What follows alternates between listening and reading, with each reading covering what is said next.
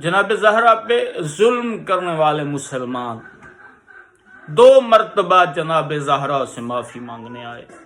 شیعہ کی روایت ہے، تاریخ بتا رہی ہے، آپ کتابوں کا مطالعہ کریں، 2 مرتبہ آئے جناب زہرا سے معافی مانگنے۔ پہلی مرتبہ اکیلے آئے اور دوسری مرتبہ جناب علی کو ساتھ لے۔